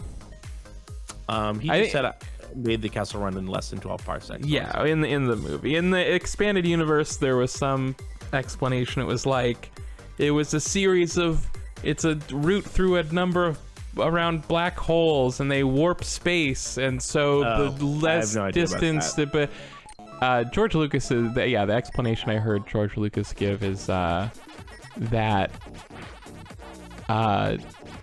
when you're traveling through hyperspace, you're making a series of linear jumps, and so that a big element of how fast a ship is how well plotted its nav computer puts its jumps so that it is getting the straightest line between where it is and where it's going. So, you know, it's like it plotted a route that was the least number of parsecs, and that's why it was the fastest. Which is, I don't know. That's what George Lucas says. But then, who knows? But then I think he's said it a different way once, and then there was like 2 different expanded universe explanations for it. So people will often explain this a number of different ways, like it's a black hole thing, and I forget the other one. I believe that the way that I described it is the current canon thing. cool, I guess. And I believe I know that. Does that happen in Solo? Does the Kessel Run in Solo? I don't know what happens in Solo. What do you mean? But I thought you saw it. I did, but I don't remember it. Oh. But I know what happens in the Clone Wars cartoon. And they have a Kessel Run in the Clone Wars cartoon, and that's also canon. So. That's cool. Yeah, I remember that they went to Kessel and Solo. I just don't remember how that played out. Gotcha. I thought Solo was fine. Oh, I thought you were more positive than that on it. You know what I'll say though? I had a moment when I was watching Empire where C-3PO makes a note about the AI on board the Millennium Falcon because he's talking to it, and I totally forgot that whole bit.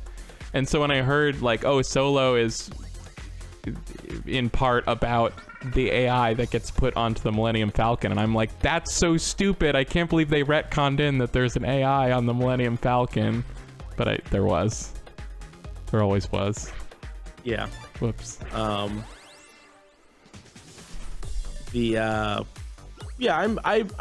think Solo is fun mostly. It was stupid, but also didn't feel like it wasn't. It was trying not to be stupid. I definitely liked it better than what's the one that everyone liked? Rogue One. Rogue One, yeah. I didn't like Rogue One at all. It was okay.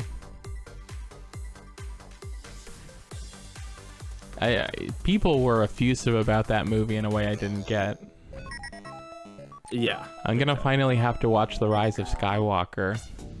You know what I did forget though? I still haven't seen it. In Return of the Jedi, Yoda is totally like, oh, you gotta go have more kids because your bloodline is so sick with the Force. Like in a good way. Like, oh, your genetics are so Force powerful, you definitely have to go have kids and pass this on.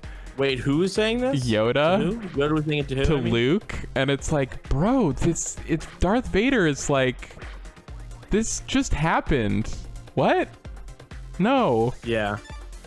Bad.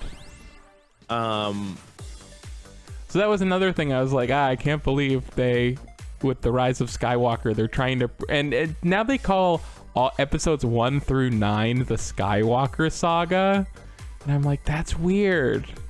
But then looking back in Return of the Jedi, they were extremely like, the Skywalker family is important.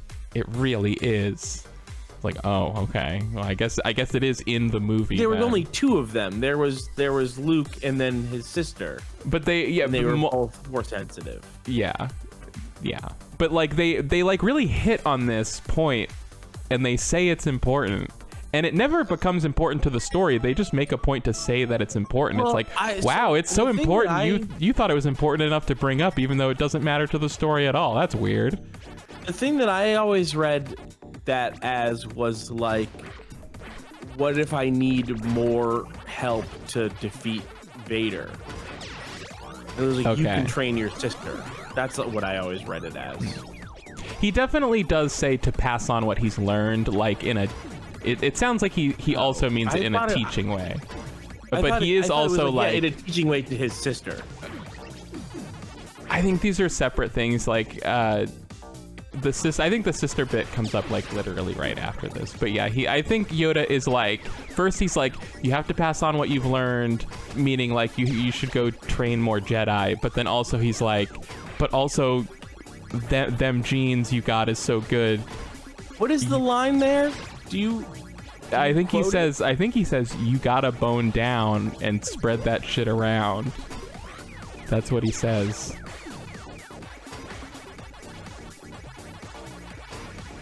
That's the line. So can't quote it. No, I absolutely can't quote it. Okay. Because I can't think of what you're talking about. Okay. I will admit to not having been paying great attention during this scene, so I can't claim that I am right about any of this. Yeah, I don't remember any time where Yoda suggested that Luke procreate. I didn't either, but I'm pretty and in sure it's fact- in there. And in fact, that is one of the main rules about Jedi, is that you're not supposed to be doing that. Well, but he's the last one, though. Yeah. If I were Yoda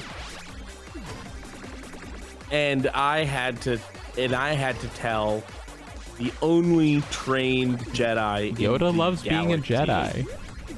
If I was Yoda and I had to tell the only trained Jedi in the galaxy that he had to pass on what he knew, what I would mean was you should use your Force to find other people strong in the Force Yeah. and teach those people. I know that you would mean that if you were Yoda. Yeah. But I'm Yoda not Yoda. All of the Yoda stuff in Empire Strikes Back is phenomenally good. It's ridiculous how dirty Yoda was done in the prequels, especially. But even in Return of the Jedi, he's like, oh my god, he watching sucked. Yoda in the prequels is like so embarrassing. Like what a horrific mistake George Lucas made, turning. I mean, there is an. I liked Puppet Yoda in Phantom Menace. The puppet. They replaced know him. what they- They replaced him with a CG Yoda later. Right. Yeah. But I don't know what they did to the puppet in Phantom Menace, but something is wrong with it, and I don't know that it's 100% puppet. It totally looks weird. It looks weird. It looks like they were trying to make Yoda look younger, but Yoda's over 900 years old, and this was only like 20 years earlier. Right. Weird. Like 40 maybe, or whatever. The thing. What was I saying? Like there's. Vamp for a I second. think that most people can agree that there's a sort of like a bizarre magic to the Muppet and Jim Henson style Totally. puppet that extends to Frank Oz. You keep talking, and I'll be right Yoda? back. Okay. That extends to Frank Oz and Yoda. That is like just excellent to watch and like watch the like the like reality of that it's a puppet disappear on screen and when people are talking to them, and it's just the best. And the idea that you would take that and replace it with a way worse looking and less lifelike CG facsimile of Yoda is like just an unbelievably bad decision. I can't even wrap my head around why that. I mean, you just go mad with CG power, I guess. You just like, we can CG at anything. They really did. I mean, yeah, that's kind of the technical side of the prequels in a nutshell. Is they sort of went mad with CG power, especially in Attack of the Clones Forward. Like Phantom Menace, there's a lot of practical stuff in there. Oh yeah, but the thing is that like with how some of that stuff looks really good for the time, and I mean not just good for the time, like those movies revolutionized that style of filmmaking. The Composite like CG. Yeah. I like suppose it like sort of invented did. and perfected composite CG basically. And yeah, I guess that was always I think George Lucas has always been interested in the cutting edge of filmmaking technology, Yeah. and that was a lot of what drove the original Star Wars, and that's what drove. And the it's not prequel hard to see trilogy. because he owns Industrial Light and Magic, and like basically getting the Phantom Menace right in terms of the tech and being able to sell that is such a huge deal that like I can even imagine in some ways the movie comes second to being able to sell Industrial Light and Magic composite CG tech. I don't know. That's just pure absolute pure speculation on my part. But that's, no, I think that actually makes a lot of sense. And it does remind me of like James Cameron's thing with 3D movies with Avatar. Yes, totally. Ooh. I like George Lucas, if you think of filmmakers and actors, did we talk about this recently? Like, the money that these people make is astronomical in real terms, but they are so far from being like the ultra, like there's such a huge gap. The absolute richest that you can be in movies in the entertainment business is like George Lucas and Steven Spielberg. Like, that's it. That's the cap. Single digit billionaire, baby. Like, that's the best you can do. All you can be is a single digit billionaire. Oh, what's even the point if you've only got a single billion digit? But that's the thing, is because the reason that they can hit that is because of things like Industrial Light and Magic, and like taking filmmaking and turning it into an industry for them, right? Versus someone like but I mean, the richest you can get without doing that is Tom Hanks. What has Tom Hanks got? Like a measly $250 million? $1/4 billion? Why do you know? You might as well check yourself into the poorhouse. Why are you spending so much time Googling how much everyone's worth? How do you always know what people make? I don't know. Oh, okay. But I mean, I know.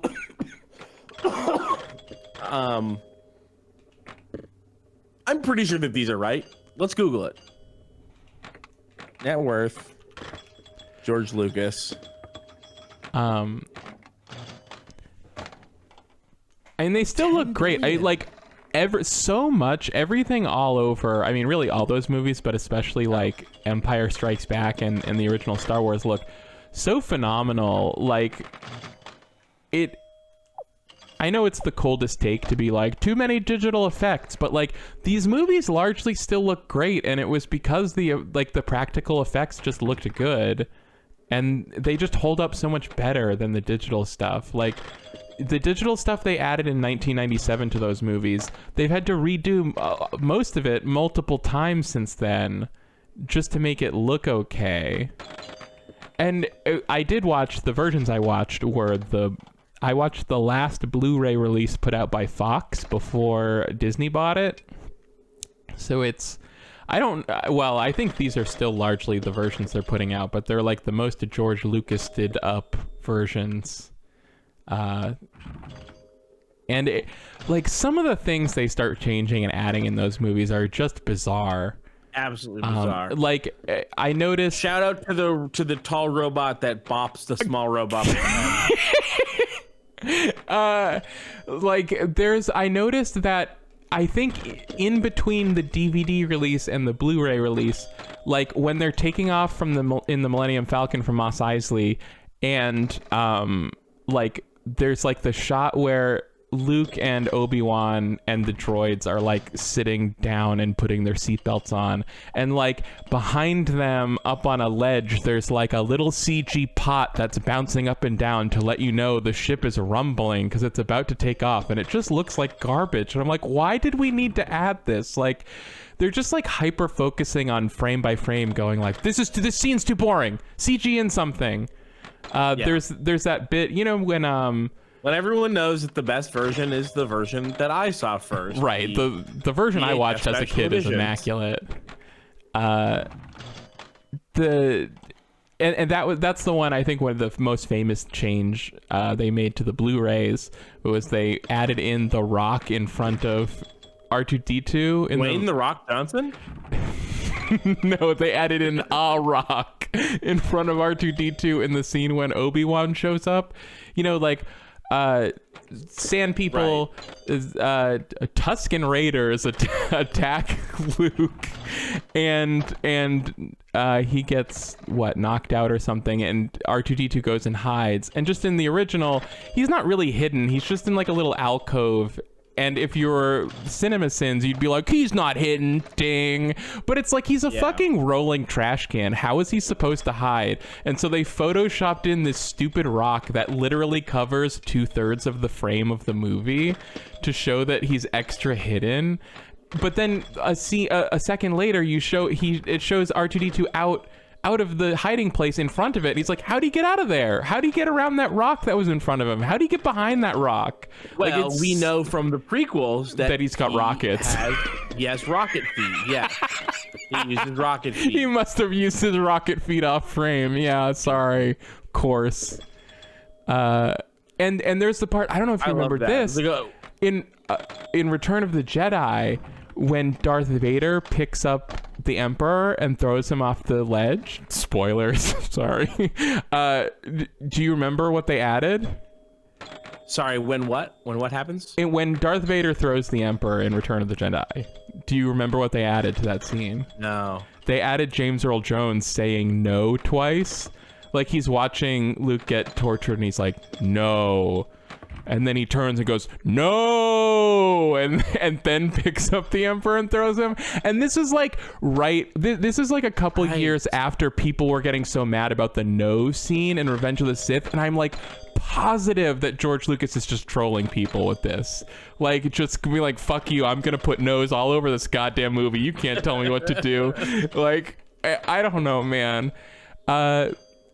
And this is weirdly specific because I watched these movies too many times as a kid. This isn't like this is the kind of change that is all over these Blu-ray and DVD releases. This one coming up is do you remember I'm wondering because I remember. Do you remember like word for word the first line where Aunt Beru says Luke's name?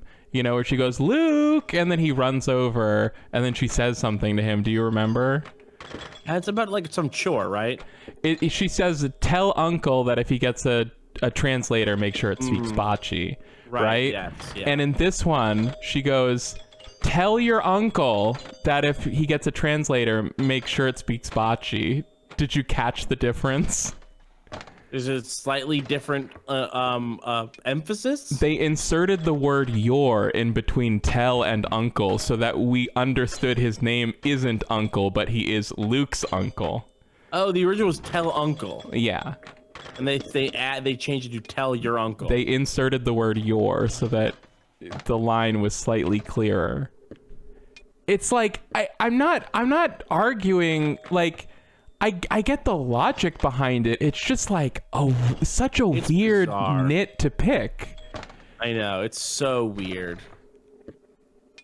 So I also had the DVD releases of Star Wars, and those had all kinds of like weird changes. Like in the opening scene where the stormtroopers board the rebel ship, they added like. Is that the first version with the bad CG Jabba, or is that a second? No, that was the version that had the good CG Jabba, because the original CG Jabba was so horrendous, and it might have even been done a third time for the Blu-ray release. Right. A scene, by the way, that doesn't make sense to even include in the movie because they just literally had the Greedo scene a moment ago between Han, where it explains his whole relationship to Jabba, and Han even has an identical line in both scenes where he goes, "Hey, even I get boarded sometimes. You think I had a choice?" He says it twice in this movie now. Twice. It's so weird. It's so dumb. Well, Okay, I do kind of like that it makes it sound like he had been rehearsing a line. Sure. Like, he was like, what am I gonna fucking tell Jabba? He's gonna fucking kill me. And it's like, no. It's like, okay, fine. He knows I'm the best. Even I get boarded sometimes. Yeah. But yeah, it's stupid. He says it the same way. Yeah, it's very weird. And it's just funny because like, but you know even where that now, comes from, right? I'm pretty sure that came from that they had the Jabba puppet. They were just gonna do that scene with the puppet, right? They shot the scene with a human and said, well, we'll either go with the human or we'll superimpose some kind of stop motion creature over it or something. And they ended up cutting it from the movie because it was stupid and pointless and it was gonna look bad anyway. So they decided 30 years later that they did actually want something stupid and pointless there. And there's even and they talk about this in there's like a tiny little, there's like a making of the special editions little documentary or whatever before the special editions that I had as a kid, and they talk about like, oh, but the problem is at one point Han Solo walks behind Jabba, but Slug Jabba has a big tail, so it doesn't work at all. But and then they had it be so that Han Solo steps on his tail, so it's like they like Jabba wouldn't just have someone kill him. Yeah, like he could just like fucking step on the tail of the biggest crime boss in the Outer Rim or whatever and fucking get away with it. Like, come on, it's so stupid. Like, they just really wanted to insert a digital character into this movie. It's dumb. But I think impossible to step. It's actually physically impossible to step over Hutt's tail. You can't step over. It's a force field. It's a force field over its tail. Yeah. It's silly, and it has the great part, which I think honestly, because Jabba was always planned to be some kind of monster. I think this was always planned to be a joke, but it does have that bit at the end where he says, "Jabba, you're a wonderful human being." Oh, right, because when they shot the thing with the guy, they didn't even have a design for Jabba yet. Right, now I remember. Okay. Right, yeah. So like Jabba's design doesn't actually get made until Return of the Jedi. I believe that it gets made. It gets made and then it gets made and then they I don't retcon it, but he's in a comic. They put Jabba in a comic. He looks totally different in between.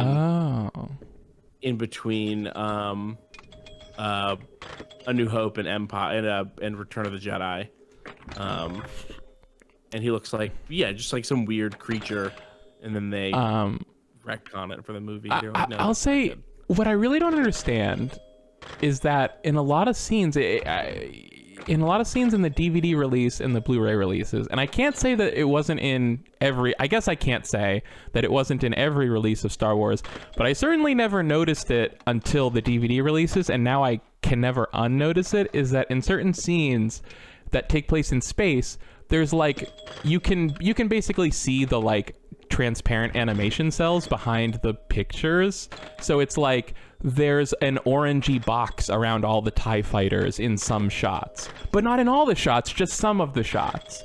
And there's like a weird decagon around the Death Star in some of the shots in Return of the Jedi, but only some of them. And it just seems like this weird error that was like never fixed, because they're photoshopping, for what they're compositing. They're compositing, like we're saying, the most ridiculous shit all over the place, and even kind of neat changes, like shots that take place fully in an enclosed hallway in Cloud City in Empire Strikes Back. They like digitally remove the hallway background and put in like a big vista of Cloud City that like looks really cool. But like you couldn't cut out the orange square around the TIE fighter. Like if it was in an original print, you could say they left it in for authenticity, but these versions of Star Wars seem to actively hate the concept of preserving things for authenticity. So what's the deal? Why did these things look so bad sometimes? I don't know. I can't picture what you're talking about. I know. I could point it out to you. It's definitely in the DVD and Blu-ray releases from Fox, in the TIE fighter fight scene that happens after they escape from the Death Star when like a couple TIE fighters chase them. It's definitely there, and it's in a lot of the shots in Return of the Jedi that take place in space, like in the Battle of Endor. There's a couple funny shots. There's the original Jabba design for you if you want. There's totally a guy in a shot in Return of the Jedi who's just like accidentally transparent. He's just like a little bit. Oh, I think I've seen that one. Yeah. I think like Cheryl was like, maybe he's native to Endor. He's not a human. He's like, yeah, Endor is populated with a race of people identical to humans, but they're just a little bit invisible even if they're wearing clothes. An that's what it was. Star Wars thing to do, though. Honestly. Let's see our guy here. Oh, okay. We'll show the guy on the left there. We'll show this to the stream. The guy. This is the original comic book Jabba. That he looks dumb. Yeah, he looks kind And of now like this looks like a modern comic book Jabba. Yes, it does. He looks kind of like a Bothan. I don't think I know what Bothans look like. I just know kinda that like many that. of them died to bring that information. I will say, watching these I'm like totally hyped to play. We should play some Star Wars games. We should add more to that Star Wars playlist we have. Okay.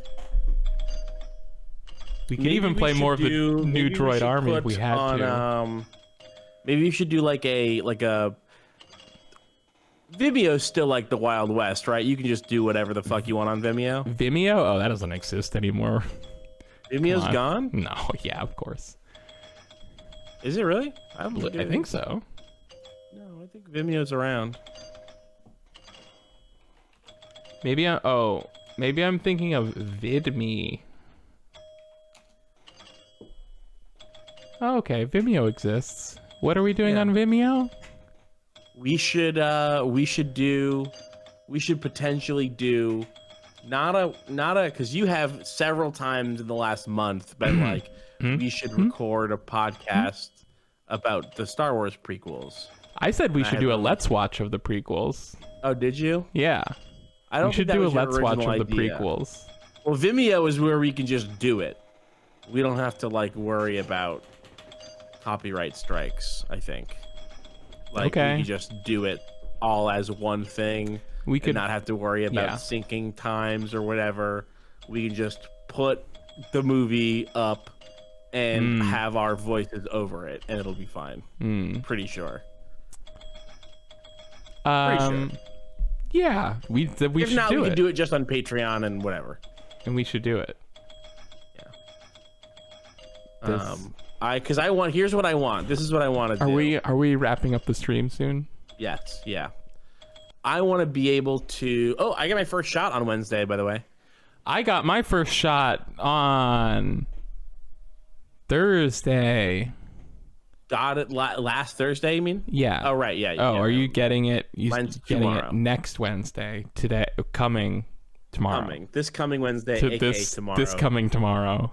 Yeah. What was I saying? Sorry. What I want to do, I want to be able to pause the movie while we're watching it to discuss it. Yeah, I want to be able to do that too. And I'm thinking like, if we do that, we're committing to it never being able to be synced up with someone watching it Right. separately. Which means that we have to put it up as a video But ourselves. yeah, that would be sick though. And we have to, because we can't shut the fuck up about Star Wars ever.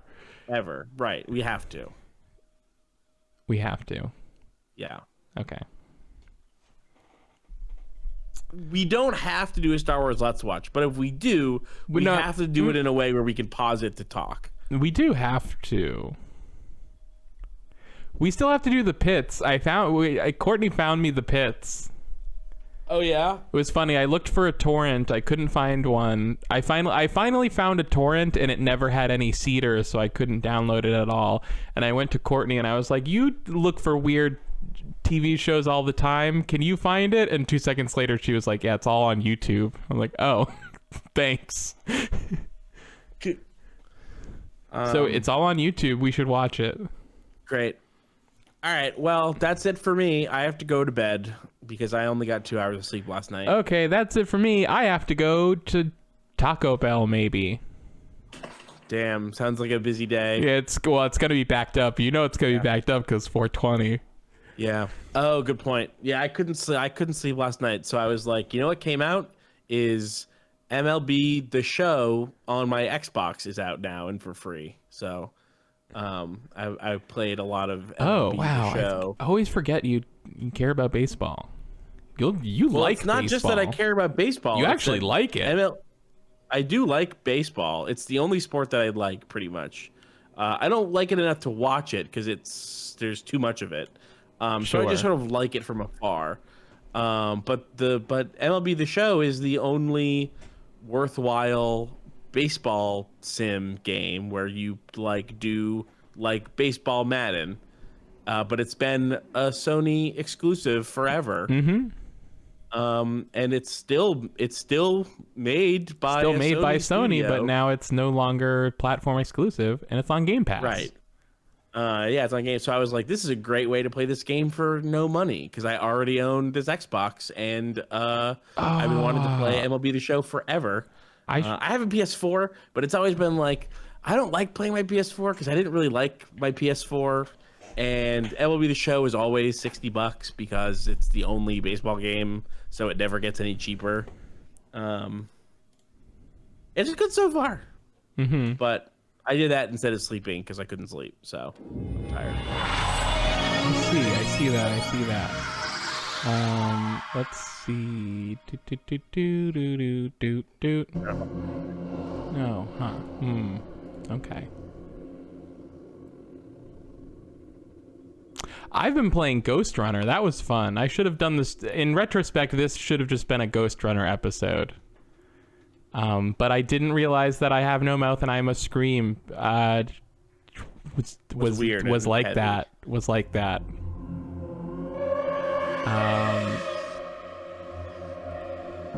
Okay, bye. Oh. Okay, I'll play the outro music. Don't just hang on. Oh, here it comes. No, this haunting electronic thing is our new outro music. Oh, okay. I can't hear that. Oop, it's gone now. That was Devil Daggers. Okay. I was gonna do that thing where like we take too long to end the show and then I just start playing another game and you're like, what? No, we're ending the show, and I'm like, it's too late. I'm playing Devil Daggers. No, I definitely want to go, and I definitely don't want to watch any more games. Okay, I all will right. pretty soon figure out what Devil Daggers is. You should play it. Beat my high score. Yeah. And if you want to pay for our show, you can go to contentburger.biz to pay money for it. Please, I'm poor.